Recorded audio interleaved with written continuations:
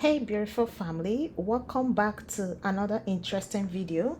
So in today's video we are going to take a quick look at one of the provinces in Canada you can actually move to with your family very fast. Okay, this province is a very fast place you could think of moving to Canada. So if you have that plan of moving to Canada, then I will surely suggest you look into this particular province. Okay, so in today's video, I will be talking about the province of Manitoba.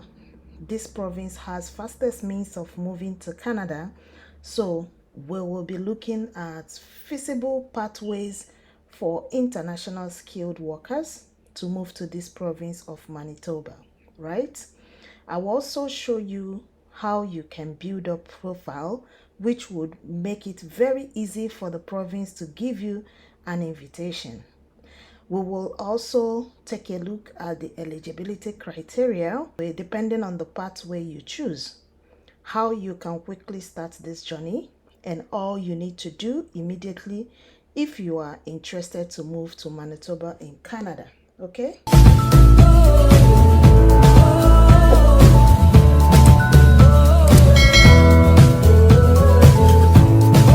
All right, so like I said, we are going to be looking at the province of Manitoba in Canada, and you're welcome to official Manitoba website. So this website is the Manitoba immigration website, where you can find different information regarding how you can immigrate to the province, how you can settle, the employer services, and additional resources available for you.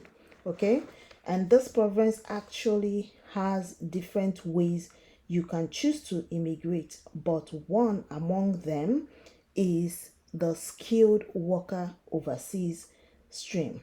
Okay, and this is the pathway we are going to be talking about today, right?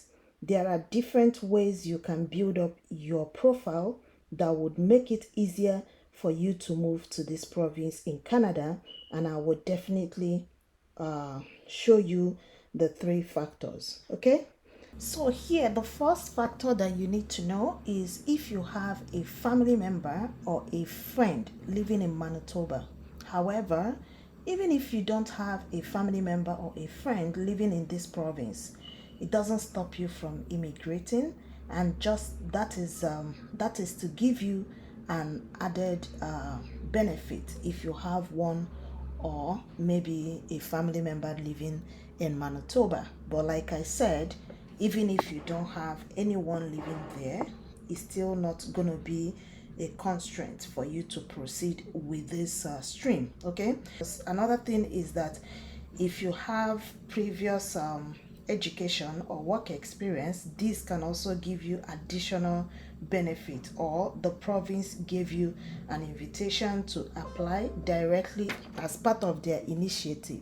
So if you want to kickstart this process, the very first thing you need to check is to know what are the eligibility criteria. Based on those criteria level and what point you can actually earn in different areas. Okay, so let's quickly check the eligibility criteria for this particular skilled worker overseas stream. Okay, so we're going to click on learn more to get to know more information regarding to the eligibility criteria. Okay, so the first eligibility is to check if you have any relatives in Manitoba, or anyone that you know that is your friend, someone that can identify you as a friend that is living in this province, right? So you need a relative or someone that can actually say, hey, this is my friend, and the person live in this province, and actually the person would be someone that has a Canadian citizen, someone that is a Canadian citizen, or the person has a permanent residency status in Canada. All right, but however, even if you don't have anyone that can identify you as a relative or a friend, that wouldn't stop you from proceeding in terms of applying for this particular stream. The only thing that will happen is that you will not get the points that you are supposed to have under this criteria of having someone close or a family friend, right? Okay, so we are going to quickly check the point on the assessment on the immigration to Manitoba. So for this point assessment, it will help to determine the points you could earn, right? Depending on each of the factors, right? So here, all right, so the factors that you're going to be looking at to determine the points that you could earn is your language proficiency. And also you're going to be making sure that you have your education results evaluated as well. So these are things that you also need to check. Your language proficiency, like I always tell you guys in the past, is that for you to immigrate to this province, you need to have a valid English test proficiency on either English or French. Like as you guys know, that in Canada they have two official languages, which are English and French. So you could have both, or you can have just one, which is English or French. You just have to check the point you could earn, and like down here you will see the highest point they have for language proficiency is 20, and the CLB is going to be 8. And someone will be asking, what is CLB? CLB is Canadian Language Benchmarks, right? This is what the Canadian immigration use to check your language benchmark, as in the grade that you have, right? And if you want more information on regarding the CLB, you can actually click here and it will open more information in that regards, right? Then the CLB 7, you will get 18 points. So goes down to all the CLB points, and the lowest is 12. Then we're going to quickly check the next factor that we have, and that has to do with the age. All right, so the highest point you can get is 10 for the age, and from 21 years of age to 45, then you will be able to get 10 points. So take for instance you're 21 years or 22 to 45, then you're going to be getting 10 points. And if you are 46, then it's going to be 8 points. So as your age is increasing, then the point you're going to be getting will be decreasing, right? Then the very next one you will also check is for your work experience. So what it means is that you need to find out if you have document to prove that you have a full-time employment in the last 5 years. If you have 4 years or more, then it's going to give you more points, which is 15 points. If you have 3 years, it's going to give you 12 points. If you have 2 years, it's going to give you 10 points. And if you have 1 year experience in terms of your work, it's going to give you 8 points. Okay, so if these are factors that you need to check for you to be able to go ahead with this. So like I said before, another factor that you need to consider is your education. You will have a proof of documented education and training programs at a recognized education institution. All right, and this program is one for which you have met all the requirements and received a certificate, a diploma, or a degree. Okay, so for someone that has master's degree, then the person will be having 25 points. And for someone that has 2 post-secondary programs, at least 2 years each, will be having 23 points.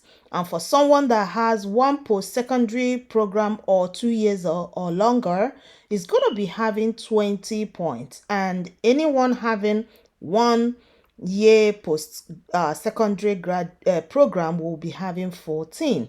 So now for traders, if you have a trade certificate, then you're going to be also getting 14. That is what will be your point. Okay, the next factor is going to be adaptability. Do you have any special thing that you would say that makes you different in terms of this program. So if you have a relative, a connection to Manitoba, if you have a close relative that lives in Manitoba, then you're going to be getting 20 points. If you already have an invitation to apply or you received from the MPMP as part of a strategic recruitment initiative, then you're going to also be getting 20 points. Then if you have a previous work experience in Manitoba, at least for the last 6 months, you will get 12 points. And if you have completed post-secondary program of 2 years or more in Manitoba, then you also have 12 points, right? So for those that are students or maybe finished from from Manitoba, any post-secondary program, then they will also be getting 12 points. Then if you have completed your post-secondary program of at least one academic year in Manitoba, you also get 10 points. Friends or distant friends or distant relatives living in Manitoba. So this is another good one. You also get 10 points. So by the time you submit application of interest, which I'm going to be showing you in this video, how you can submit the application of interest. So when you finish calculating all of your points using these factors, and it will give you your total score that would be attached to your profile, right? So what happened is that from time to time, the province, they do their draws and looking on their pool of interested candidates. Then they set a cutoff and also pick people from that pool, which are people that actually have a score at or above their score benchmark, right? So that is how this process works, which is almost similar to Federal Express Entry program. So there is no set rules on how they pick candidates. It's just based on the economic needs of the province, and which changes from time to time, okay? Yeah, basically, once you submit an expression of interest and you have a score, then on that score you can be picked from the pool. Then you will be given an invitation to apply by the province of Manitoba. But don't worry, I'm going to be showing you also how you can submit an expression of interest. All right. So if you have written your English or French proficiency exam, you have also evaluated your credentials, then you can definitely go ahead and submit your application of interest to the province of Manitoba, which you can be picked and invite to apply. So for you to apply, I know someone will be asking, how can I apply for application expression of interest? So for you to do that, when you come to this website of province of Manitoba, you go all the way down where you see apply, then you click on more. So once you click on learn more, it's going to bring you down here, which is expression of interest. And all you need to do is, for you to submit your expression of interest, you simply need to create an account. And how do you create an account for you to proceed in this process? You just need to click on MPMP. Then it brings you to this page where you can also go ahead and log in your information. If you already have created your account, right? You just put in your username and your password, then you click on login. However, for new users who haven't gotten any password or username, you only need to click on new users, right? So all you need to do is for you to fill up all this information you can see right here on your screen. And once you fill it up, it's going to give you you will be able to go ahead and create your login information. And yeah, voila, you have done all you need to do in terms of submitting expression of interest, right? Yeah, so that is just it, and I hope this video has been of great help to you. I hope it's very much informative to you. So please, if it does, don't forget to like the video so YouTube can recommend my video to others that would like to see such information. And also, you can do well to share this video with your friends and family anyone that you know that will benefit from this amazing opportunity that we have right here in Canada. You can move from your home country to Canada and come and settle seamlessly with your family, right? And again, if you've not subscribed to my channel, don't forget to click on the red subscribe button. Remember to turn on your post notification so you will not miss any of our upload each time I put it out there. All right?